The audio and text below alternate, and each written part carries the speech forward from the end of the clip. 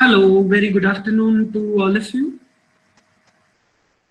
Good Good afternoon. afternoon, sir. Good afternoon, sir. Good afternoon.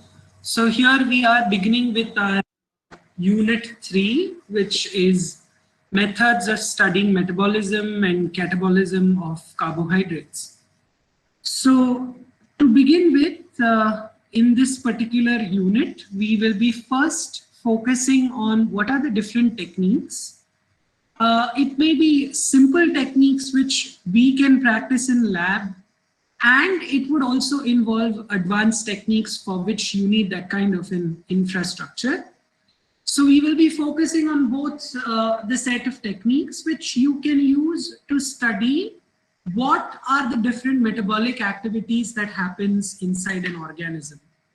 And mind you, when we are talking about the techniques to study metabolism, we are not talking just about microorganisms, but it could be even plant tissues, animal tissues, a whole animal, a whole plant, a microorganism. So these techniques are not something very specific to microorganisms. We are going to talk in general about what are the different methods and techniques that we could make use of to study metabolic activities that take place inside an organism. Okay, so to begin with, we will be focusing on what the goals of study and the levels of organization is at which metabolism is studied. Okay, so these are the 2 points that we will be focusing on in today's session, wherein we try to understand what is the aim ultimately. Why are we studying metabolism? Okay, and what are the different levels or hierarchies at which we can study metabolic activities. Okay, so 3.1a and b is what is our major focus today. So before we get into that, let us quickly answer these questions which you have learned about in your lower classes as well. So can anyone tell me as to what is metabolism? Can anyone unmute and speak? What is metabolism?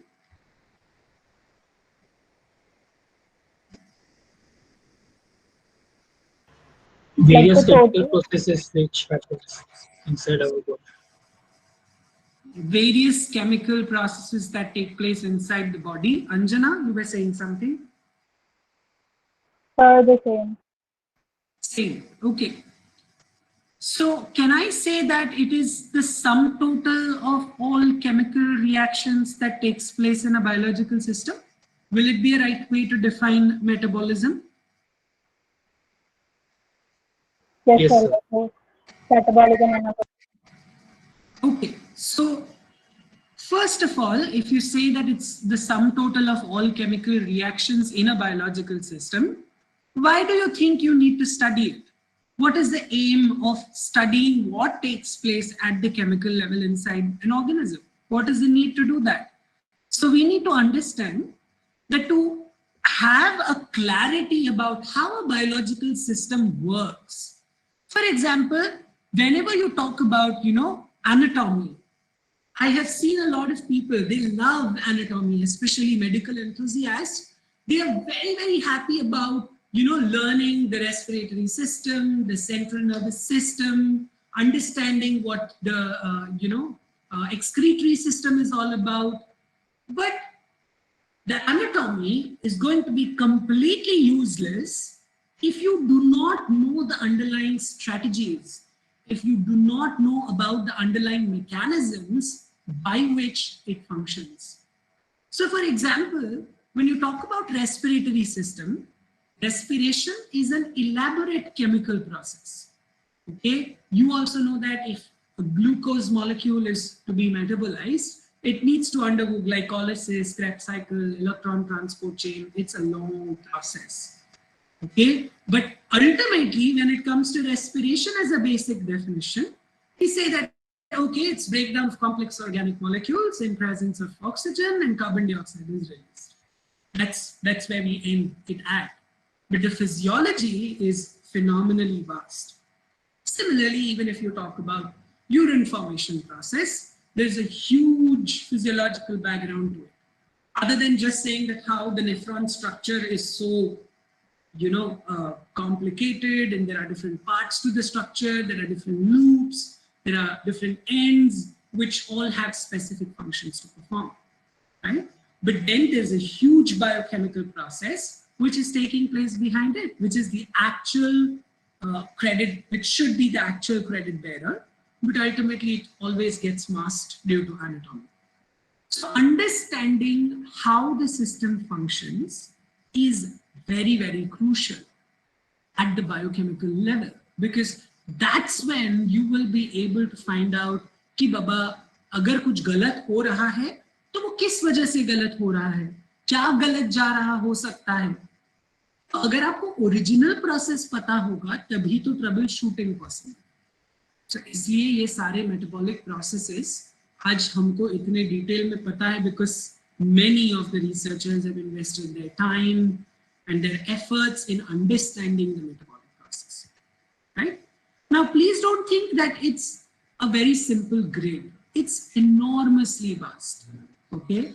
If you have seen KEGG, you already know that how vast, the metabolic profile looks like, right? So we know that it's enormously vast. And organism to organism, yes, the central metabolic pathways will remain the same, but there are always some deviations to it. There are always some variations associated to it as well, right?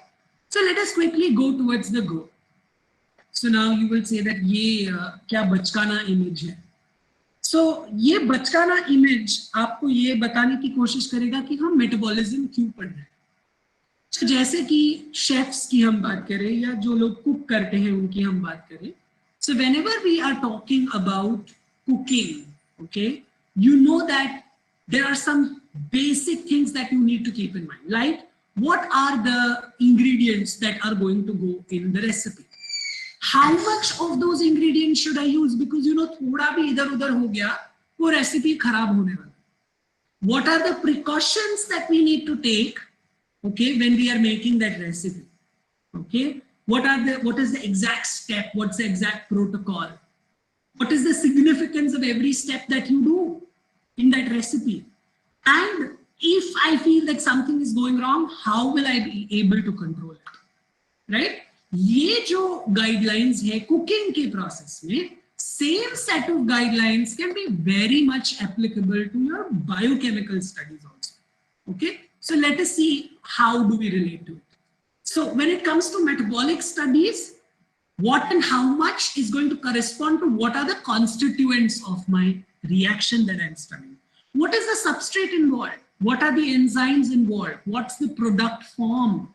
Okay, what kind of conformation of these molecules do I need? How much of these ingredients that you exactly need for the reaction to proceed? All these are very significant. You cannot leave them behind, right?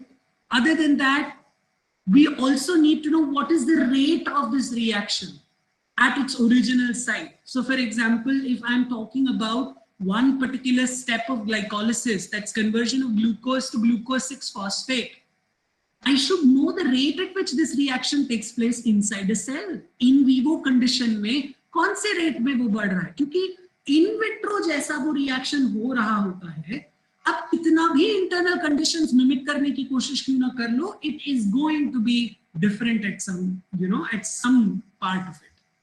So you should know how exactly is it taking place inside this.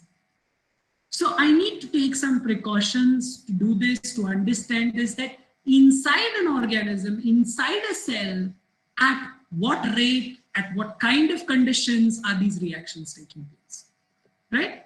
Finally, I need to know that what are the steps in the pathway. I need to know that what is this pathway going to give the organism? What's going to be the ultimate goal of this pathway? So like, for example, if I know that I'm talking about glycolysis, I know that glucose is converted to pyruvate.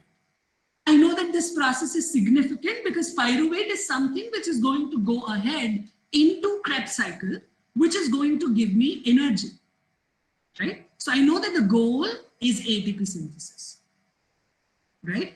And at the same time, I should know that all biochemical reactions that we are studying, all metabolic processes that we are studying, they are all regulated, they are all under strict control. ऐसे किसी को भी खुला छोड़ा हुआ नहीं, समझ में आ रहा है? So that is very important to note. Okay, so we need to understand, ये चीज हमने नोट की होती है कि हमारा कोई एक रेस्टोरेंट होता है जो बहुत फेवरेट है, वहां का एक डिश है जो हमको बहुत पसंद है. ओके, वो डिश हम घर में भले ही कितना भी रेप्लिकेट करने की कोशिश करें, अगर हमको शेफ ने भी रेसिपी दे दिया और हम वो रेसिपी को हूबहू फॉलो करने की कोशिश करें, फिर भी काफी बार ऐसा होता है कि it doesn't turn out to be exactly the same. Right? You all would have noted this. आजकल तो YouTube पे इतने रेसिपीज आते हैं, हम उनको देखते हैं, घर में वही रेसिपी फॉलो करने की कोशिश करते हैं, but we see that it doesn't turn out to be the same exactly. So you have to understand this, that even in case of metabolic reactions, the metabolic reactions that you're carrying out in the lab, in a test tube, it's going to be challenging to extrapolate what is happening in the lab and compare it to how this would be taking place inside the cell. Because many a times what you observe in the in vitro experimentation, it may not match the way it happens in vivo. In vitro means in the lab, in vivo means inside the organism. And the third term that is very popular these days is in silico. I don't know if you have heard about it. In silico means on computer. You know that these days, with the advent of bioinformatics, people do a lot of interaction-based studies on the computer first, right? Because all 3D models, how they dock, how they bind, what's the affinity, all these kind of studies are possible on the computer, right? So people do in silico, then they go for in vitro, then they go for in vivo. Saves a lot of money and time, right? So even though you replicate something in the lab, it's going to be very, very challenging to get the same kind of results, in the in vivo system that is inside the organism. It may behave a little differently, right?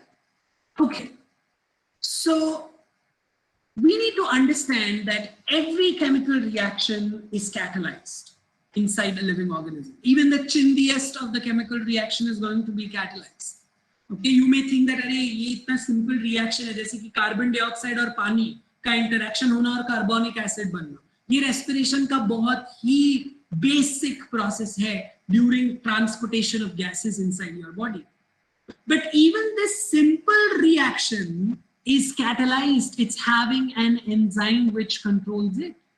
Some of these reactions may be one way. Some of these reactions may be even irreversible. So we need to understand this. Okay. So, this could be very difficult to study in vitro. Lab में ये चीज मुझे पता चलना बहुत difficult हो सकता है कि कोई reaction, reversible है क्या? ये पता करना बहुत difficult हो सकता है. जैसे कि ATPase enzyme.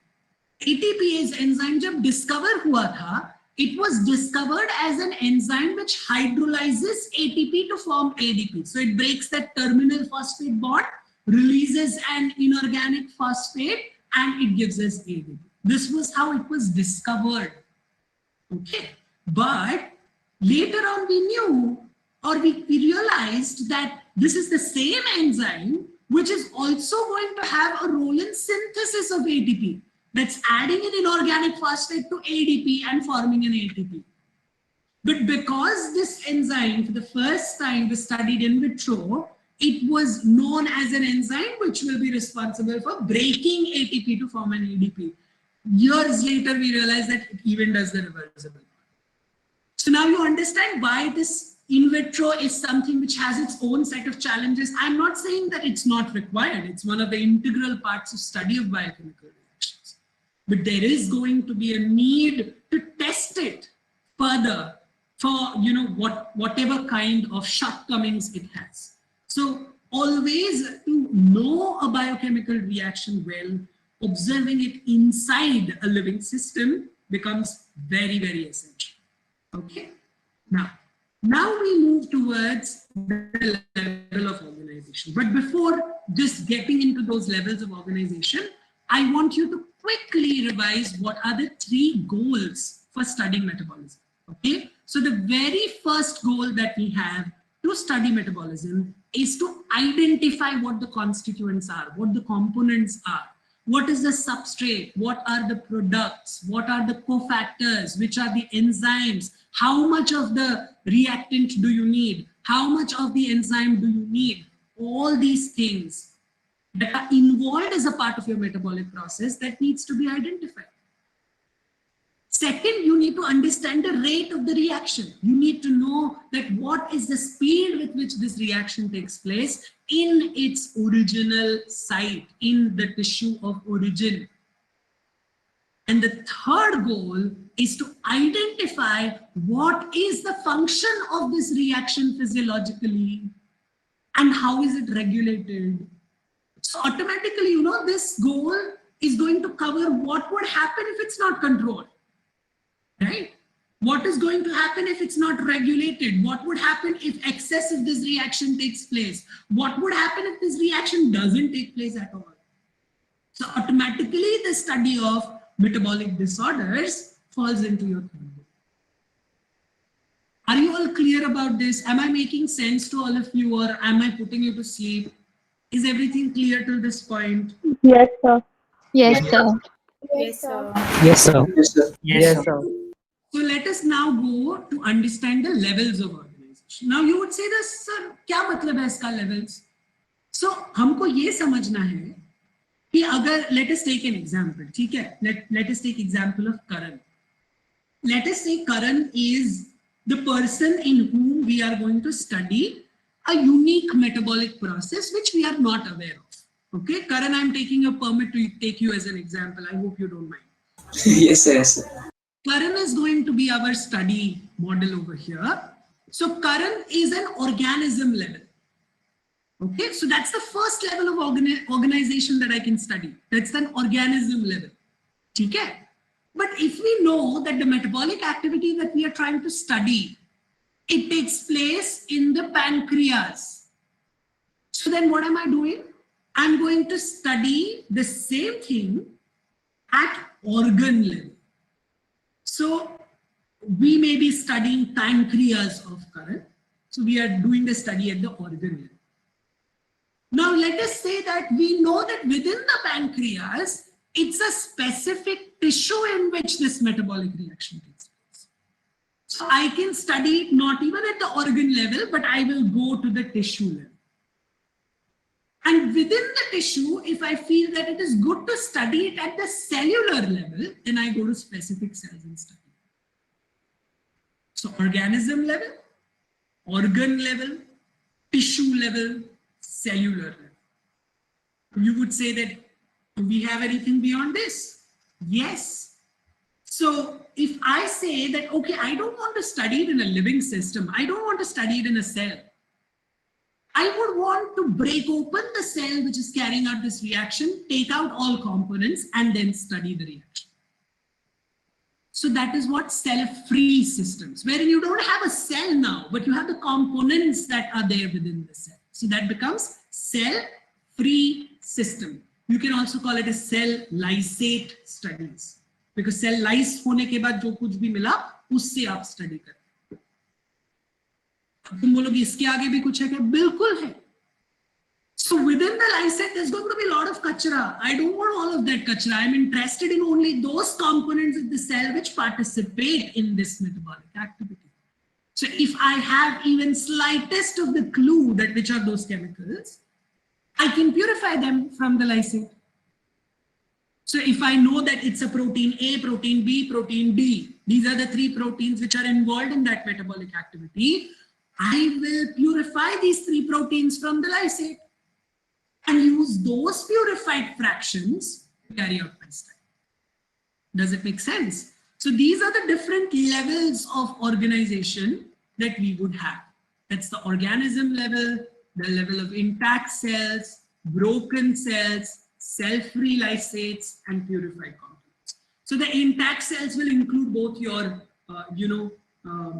organ, tissue, and single cell level studies. Okay.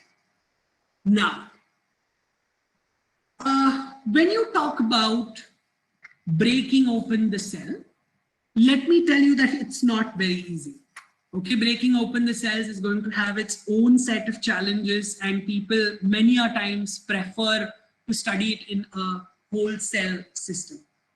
Because जब हम cell तोड़ते हैं, तो we have to understand that the integrity of the cell is lost. And you know this very well, that cell has the cell membrane to separate its internal environment from the external environment. And that internal environment is very difficult to mimic outside. So breaking open the integrity can also influence the study that you're carrying out, but it depends on what kind of biochemical activity you're studying.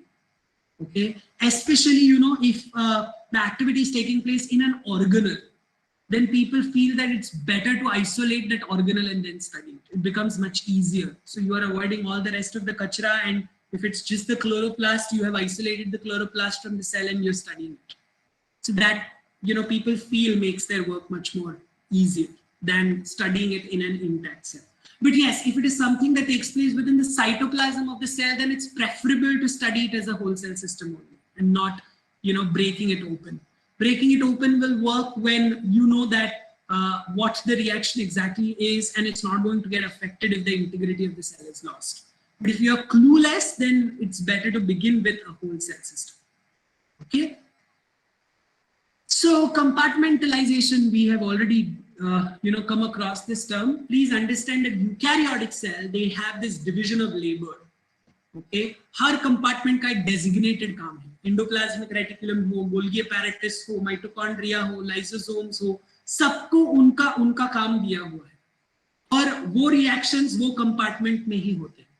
तो अगर आपको वो specific set of reactions study करना है, जैसे अगर मुझे कोई बोलता कि भाई dark reaction study करो photosynthesis का, so I know that that is something which is going to happen in the stroma of the chloroplast. So I have to study it in the chloroplast, right? I cannot study it in the endoplasmic reticulum. I cannot study it in the mitochondria. I have to stick to the stroma of the chloroplast. So compartmentalization has, not just made the work of the cell very systematic and orderly, but even understanding metabolism has become easy because of this kind of a distribution of work that is there inside the cells, right? Now we are going to start discussing one by one the levels. We will first begin with the whole organism, and we will start understanding why are we speaking so much about, studying things at the level of an organism. So let me tell you that biochemists, they have always preferred to investigate metabolism at the level of whole organisms only. Okay, and they have used different kind of tools for this, like making use of NMR, nuclear magnetic resonance. We will speak about that. So let me give you one of the examples. Most of the scientists, they make use of radioisotopes. Okay, these radioisotopes are tracing molecules. So once injected into a system, you can trace their movement and you can try to find out, okay, where is it going? How is it interacting? It's very easy to track. Right? The simplest example that I can give you is of techniques like angiography, right? Techniques like MRI, wherein they inject certain materials into it and they track their movement in your system. So that's to understand what's wrong within a patient. But this kind of technique could also be used to understand what happens to a particular substrate. For example, we know that today acetyl-CoA is completely metabolized to carbon dioxide and H2O in the entire process of Krebs cycle. But how exactly does that take place? What are the steps? Acetyl-CoA का पहले क्या बनता है, फिर बाद में क्या बनता है? ये अगर मुझे ट्रेस करना है, तो मुझे रेडियो लेबल्स का इस्तेमाल करना पड़ेगा, रेडियो आइसोटोप्स का इस्तेमाल करना पड़ेगा. जैसे कि C14 का बहुत इस्तेमाल होता है. केल्विन साइकिल भी वैसे ही स्टडी हुआ. C14 incorporate करके they track that how carbon dioxide gets converted to glucose. एक single carbon containing compound 6 carbon का compound कैसे बनाता है? ये अगर हम track कर पाए हैं, तो वो ये radioisotopes के वजह से ही track कर पाए, right? Simple experiments ना हम study कर सकते हैं at the level of whole organism. Let me give you an example. समझो तुम 10 लोगों को मैंने उठाया यहाँ से और मैंने बोला कि तुमने रात को कुछ नहीं खाने का, अगले दिन सुबह लेक्चर तक तुमने कुछ नहीं खाना, you have to fast completely. ठीक है, आप लेक्चर में आओगे और 10 लोगों को मैं 10 अलग चीजें दूंगा, किसी को ब्रेड दूंगा, किसी को राइस दूंगा, किसी को दाल दूंगा, okay, I'll give 10 different foodstuffs, okay, and I will tell them to consume it at the same time. The quantity given is also the same. ठीक है, ये खाने के बाद से 0 minutes से I will start measuring your blood glucose level. यानी कि simple experiment है, वो मशीन होगा, I will tell you to prick yourself in every 15 minutes, right from 0 minute, यानी कि पहला निवाला खाने के टाइम से आपको हर 15 मिनट में शुगर लेवल मेजर करना। अब इससे ये बहुत ही सिंपल सा स्टडी है, इससे मुझे क्या पता चलेगा कि कौन सा फूड स्टफ जो है वो शुगर रिच है, तो कितना शुगर स्पाइक दिखता है मुझे। तो अगर राइस में बहुत ज्यादा पॉलीसैकेराइड है तो I will be able to see that the monosaccharide levels after digestion in the blood stream is going to be extremely high, it goes on rising up, while some protein rich food may not show you such a high curve, right? So एक ऐसा simple सा experiment भी tracing का हम कर सकते हैं कि किस तरीके से things are metabolised in our system, okay, और कितना टाइम लगता है वो शुगर लेवल को वापस नॉर्मल में आने के लिए। ये स्टडी हम कंटिन्यूअसली एक 3 घंटे के टाइम पीरियड तक कर सकते हैं, and we can find out, okay, कि how this happens, what is the curve that I'm able to see when the food stuff is changed. Isn't that a very simple experiment to do, right? So similarly, in 1940s, Conrad and Bloch, these were the 2 scientists who had injected C14 labeled acetate, okay, acetic acid having C14 label was injected into rats. Now what did they want to see? They wanted to see how acetic acid gets converted to cholesterol. What's the entire process? What are the intermediates in the conversion? Because cholesterol is a very complicated molecule, acetate is a chiller molecule. So how is it getting converted? What's the entire process? कौन-कौन है बीच में? Intermediates. ये trace करने के लिए Conrad और Bloch back in 1940s performed this experiment. And they were sacrificing rats at fixed intervals and tracking the entire process, and they used to see the liver profiles. But when you do this kind of tracing, can you imagine of what could be the possible disadvantages or challenges in this kind of study? Can you tell me?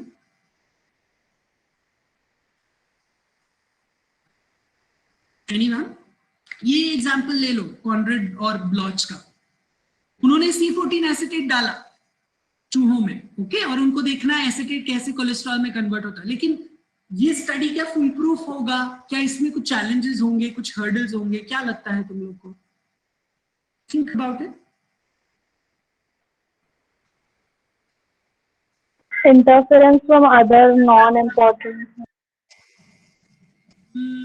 Okay, there's going to be interference, but not non-important things. See, acetate is going to be there in the rat also, because cholesterol synthesis is a normal process, बराबर? तो rat में भी acetate बन रहा होगा, है ना?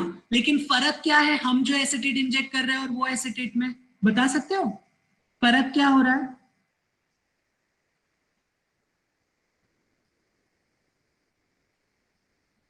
Yes, Sir, it is radio labeled. very good. So we have C14 labeled acetate which we have injected, but rat में जो एसिटेट बन रहा होगा उसमें C14 होगा क्या? नहीं ना? No, sir. Would you think that that acetate could be that acetate which is being formed in the rats by natural process? Isn't it going to be a competitor? Are you understanding? So then some amount of cholesterol which is being formed will not have C14 because its precursor was the natural acetate. So then rate measure करना थोड़ा सा मुश्किल है ना? Isn't it? Yes or no? Yes, sir. Right? And moreover, I should be more worried about whether the C14 acetate that I injected, is it getting transported effectively to the organ of interest? Like this conversion takes place in the liver. So will it get transported to the liver effectively? Will the liver uptake this effectively? Will the cells of the liver uptake this effectively? Aren't these some of the challenges? So start thinking. See, no method is going to be foolproof. Every method is going to have its own set of advantages and own set of disadvantages. We need to analyze that even with the disadvantages, is this method having more benefits associated to it? Is its benefit outweighing the challenges or disadvantages? Then you can use that method. So no method is going to be standard. You have to compare it whether it's going to be a proper fit for the study that you are carrying. Does that make sense to you? Others, I want to hear your voices too. Okay, I don't want just 2-3 people constantly speaking in the class. I need to know where you are. Are you understanding the concepts? Are you all asleep? No, sir. No, sir. No, sir. Okay. Fine.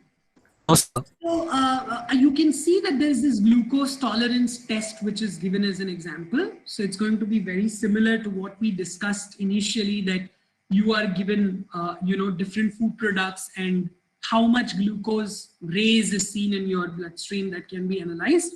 But at the same time, let us take an example that we take Arvind, Raj, Maitreya and Ishan, and we give all 4 of them the same rice. Okay, they consume the rice and we start analyzing their sugar levels. Now we see that even though the amount they consumed is the same, the product they consumed is the same, we will be able to still see differences in their metabolic profiles. Maybe Arvind has a spike in the sugar level, but that spike comes down also very quickly, which means that his cells are very active and hungry for glucose and they're just taking it up. Okay, and let us say that in case of Raj, it's normal, it goes up. Okay, it takes some time to come back to normal, and it's just like any other metabolic profile. Let us say in case of Ishan, there is a spike, okay, and it's just not coming down. The sugar level remains high. Now that indicates that glucose uptake is not taking place effectively. So can I doubt, can I suspect? I'm using the term doubt and suspect. I did not say confirm. Can I suspect that Ishan could be diabetic if that spike just remains and doesn't come down? I can, right? Yes, sir. Yes, sir. Yes, sir. Right? So these are simple studies to see how you tolerate different kind of food related substrates. People also make use of NMR. Okay, now NMR, which is nuclear magnetic resonance, इसका एक type हम already medical field में use करते हैं, MRI, magnetic resonance imaging. Now this is a technique wherein a specific nuclei of an atom responds by generating electromagnetic waves, which is specific for specific atoms. यानी कि carbon का जिस तरीके का response होगा, या फॉस्फोरस का जिस तरीके का रिस्पॉन्स होगा, या सल्फर का जिस तरीके का रिस्पॉन्स होगा, that is their characteristic feature, their unique feature, by which you can identify, okay, this response is of carbon atom, okay, this response is of hydrogen atom. Okay, so इस तरीके से NMR का इस्तेमाल किया जाता है. NMR से तुम बड़े बायोमोलिक्यूल्स यानी कि जैसे कि मैक्रोमोलिक्यूल्स ये सारी चीजें नहीं स्टडी करते हो, तुम बेसिकली स्मॉल कंपोनेंट्स स्टडी करने की कोशिश करते हो. तो NMR का एक study we will discuss wherein you will be able to understand that what they are trying to do. Okay, so इन्होंने क्या किया है स्टडी में, बड़ा इंटरेस्टिंग स्टडी है जिसमें NMR का इस्तेमाल किया गया है. And what they have done is that human forearm muscle यानी कि हाथों का जो मसल है उसका ये NMR स्टडी किया गया है. And this is done at different time intervals. Okay, one is at 0 minute wherein the person is relaxing. Okay, they are not doing any heavy physical activity. Okay, the second study is done at the very beginning, first minute of exercise. So this person is made to exercise, and within 1 minute they have again done an NMR reading. Okay, then the third reading is done at the 19th minute of the exercise. यानी exercise चालू करके 19 minute हो चुका है.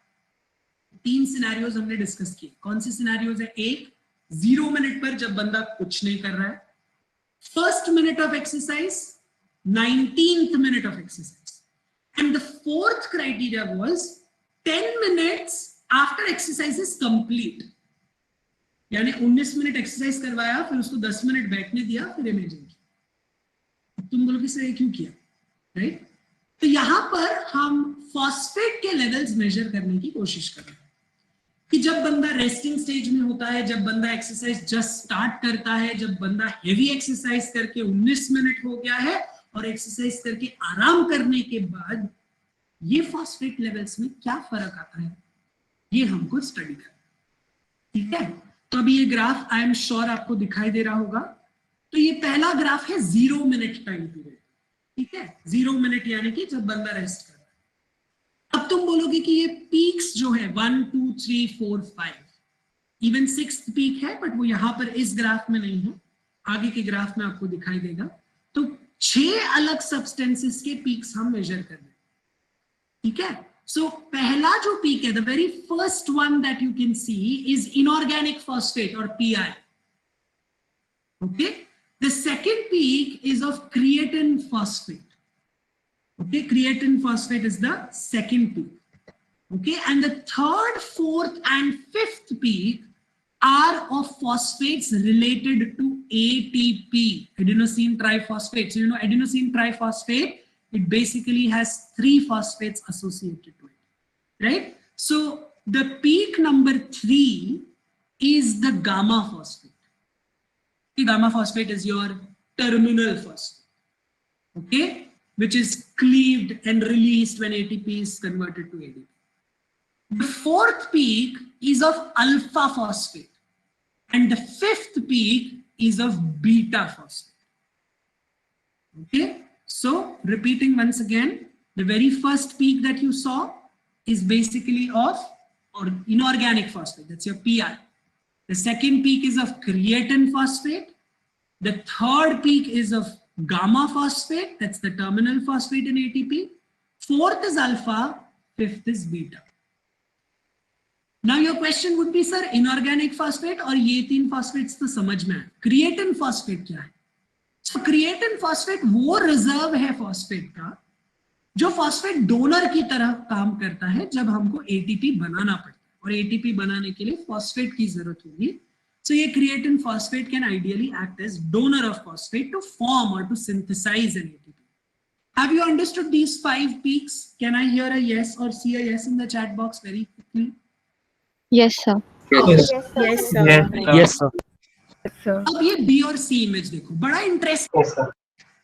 B के case में we are studying it at the first minute of exercise. First minute में तुमको फर्क देखो कितना शार्प दिख रहा है. जो हमारा इनऑर्गेनिक फॉस्फेट का लेवल बहुत कम था, वो इनऑर्गेनिक फॉस्फेट का लेवल देखो बढ़ गया. ये क्या बता रहा है? ये बता रहा है कि एनर्जी यूटिलाइज हो रहा है, एटीपी खर्चा हो रहा है, क्योंकि एटीपी का फॉस्फेट जब ब्रेक आउट किया जाएगा, जब वो एटीपी से निकाल दिया जाएगा, तो वो इनऑर्गेनिक फॉस्फेट के पीक में काउंट होगा. When it is indeed a part of ATP, then you will see the peaks as gamma peak, alpha peak, and beta peak.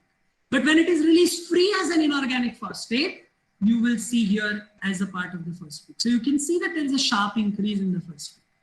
And you can see that creatine phosphate level has reduced. Why? Because ATP खर्चा हो रहा है. तो मेरा forearm का muscle is going to start making new ATPs, जिसके लिए phosphate चाहिए. तो phosphate कौन donate? Creatine phosphate donate करेगा.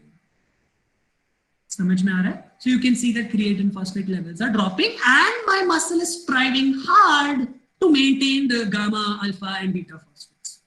Though I can see that gamma phosphate level is going a little down, but I can see that the muscle is working really hard to maintain. Right?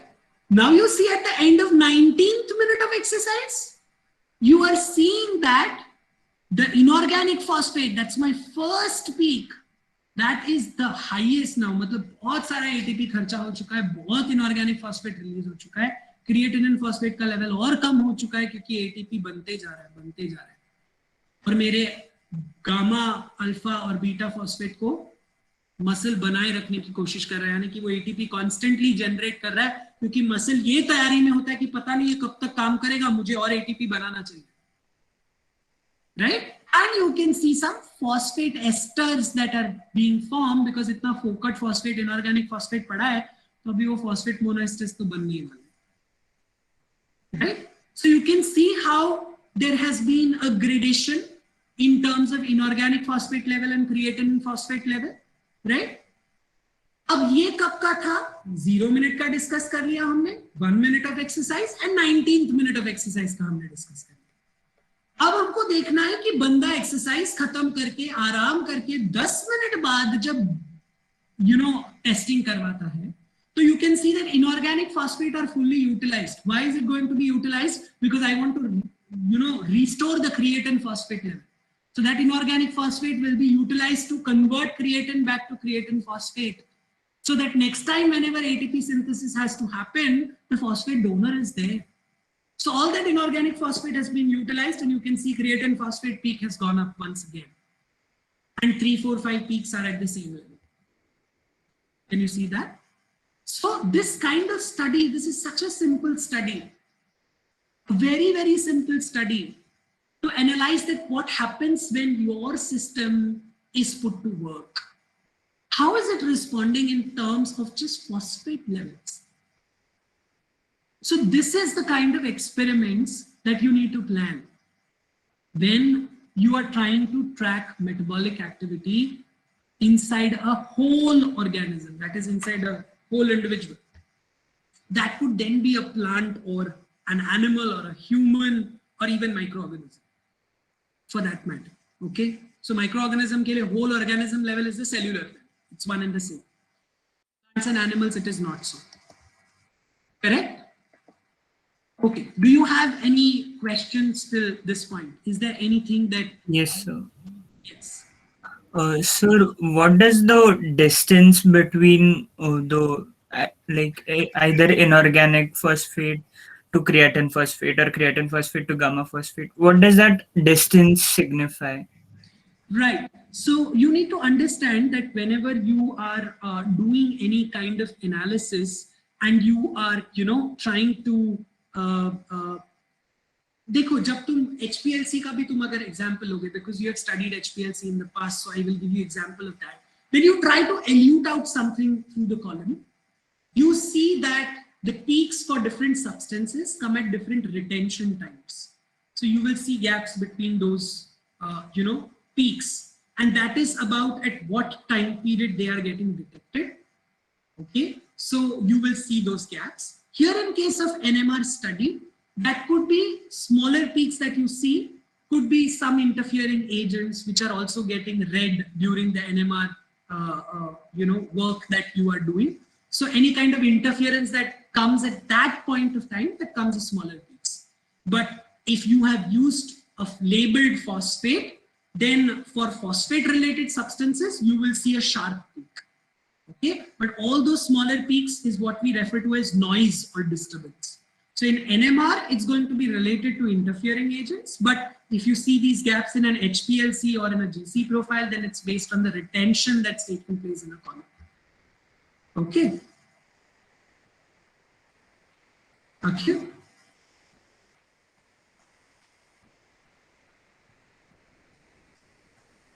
I'm audible, right?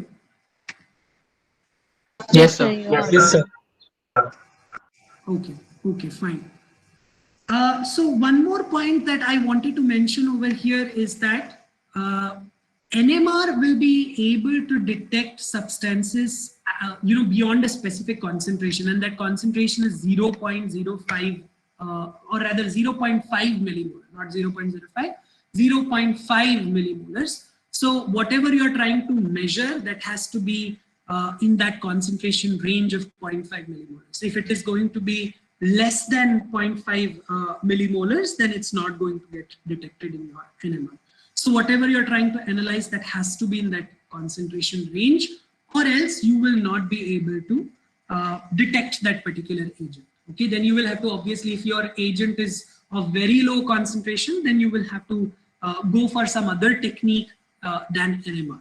Okay, that would be preferred. So see, again, the choice of technique is going to depend on your chemical reaction and what are the constituents and the concentrations in which they are normally, present during the metabolic process.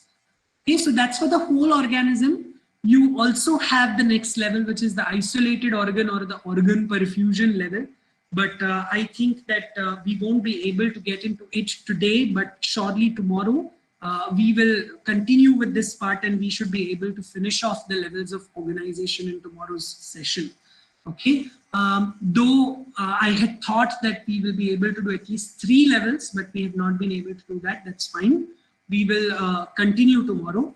And please see to it that you are going through the website that has been created. The PPT has already been uploaded for 3.1 A and B. That is goals of study and levels of organization.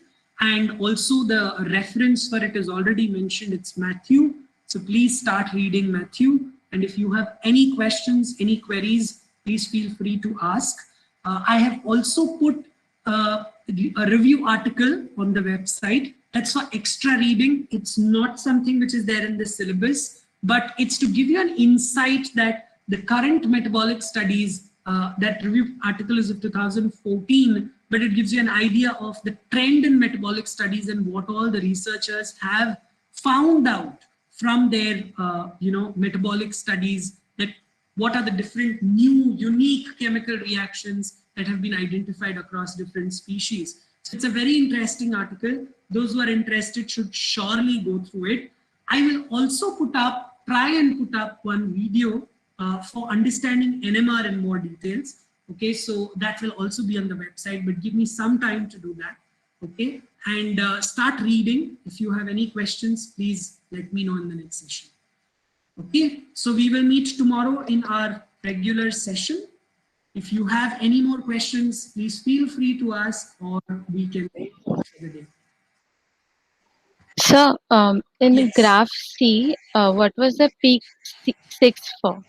So peak 6 is phosphate-based esters, like phosphomonoesters. So when you have a lot of inorganic phosphate that's released due to ATP hydrolysis, these phosphates may form ester linkages with some of the compounds that are present in that cell.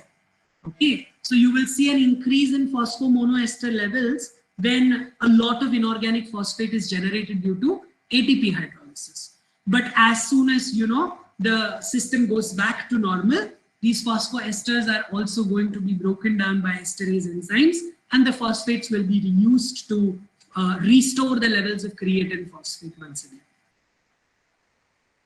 Okay, sir. Thank you. Okay. Fine. So